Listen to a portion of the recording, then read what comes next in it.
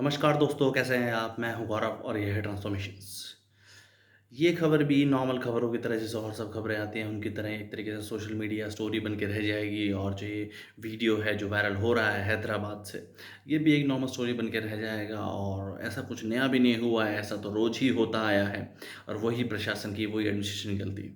तो हुआ ये है कि एक ज़ोमैटो का ड्राइवर जो गिग वर्कर भी जो जिनको कहते हैं ज़ोमैटो आप जैसा कि आप जानते हैं कि एक कंपनी है जो एक एप्लीकेशन है, एप्लीकेशन बेस्ड ऑपरेशंस करते हैं कि आप डायरेक्टली अपना जो है खाना है वो एप्लीकेशन के थ्रू मंगा सकते हैं डायरेक्टली वो किसी भी रेस्टोरेंट से या किसी भी फूड चेन से आपको डायरेक्टली घर पे डिलीवर करके चाहते हैं और उसके लिए वो अपना जो फूड का चार्ज है प्लस जो डिलीवरी का चार्ज है वो लेते हैं। तो ज़ोमैटो का ड्राइवर है वो हैदराबाद में वो जा रहा था खाना डिलीवर करने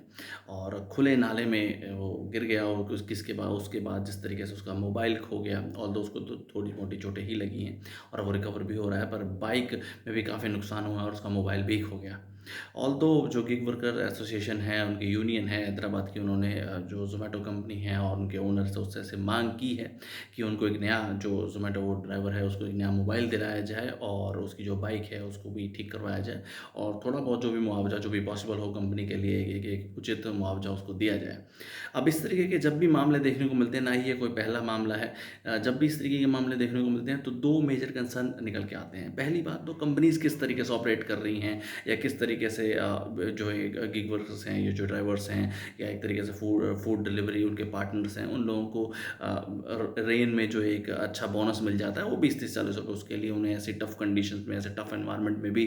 फूड डिलीवरी के लिए जाना पड़ता है। उनकी तरफ से तो एक प्रॉपर एक सिस्टम होना ही चाहिए कि क्या उनको फैसिलिटीज़ मिलेंगी, अगर ऐसा कोई हादसा हो जाता है तो और सब कुछ कंपनी उनके लिए क्या बेयर करेगी। और सेकेंडली वही हमारी प्रशासनिक दिक्कतें, वही थोड़ी-सी रेनफॉल हो जाए, थोड़ी-सी बारिश हो जाए तो वही नाले नाले खुले पड़े हैं, सब नालियाँ खुली पड़ी हैं और पानी जमा हो जाता है, पानी की समस्या हो जाती है, सब एक तरीके से गली मोहल्लों में पानी भरने लगता है, कोई नाले खुले पड़े हैं, कोई कभी दुर्घटना होती है और ऐसी काफ़ी सारी दुर्घटना हमें देखने को मिल रही है। अभी रिसेंटली में राजस्थान से जब इस तरीके की खबर देखने को मिली थी कि स्कूटी पे एक जब लड़का जा रहा था, तो पानी भरे होने की वजह से उसकी स्कूटी फिसल गई और उसका मोबाइल भी खो गया और वो भी वीडियो काफ़ी वायरल हुई। वो भी इस तरीके से एक स्टोरी बन के रह गई। इन सब चीज़ों का एक प्रॉपर स्ट्रेटेजिक वे में सॉल्यूशन किया जाना बहुत ज़्यादा ज़रूरी है। सिर्फ़ और सिर्फ़ इनके ऊपर बातें करना या इसके ऊपर एक एक ओवर हाइप्ड वे में या एक तरीके से इमोशनल वे में वीडियोज़ बनाना या सिर्फ़ और सिर्फ़ कंटेंट क्रिएट करना ही इम्पोर्टेंट नहीं है। इन सब चीज़ों को कि जड़ तक जाके इन सब समस्याओं को सॉल्यूशन करना बहुत ज़्यादा ज़रूरी है। और इन सब चीज़ों का सॉल्यूशन जो है वो पॉलिटिकल और एडमिनिस्ट्रेटिव तरीके से ही हो सकता है।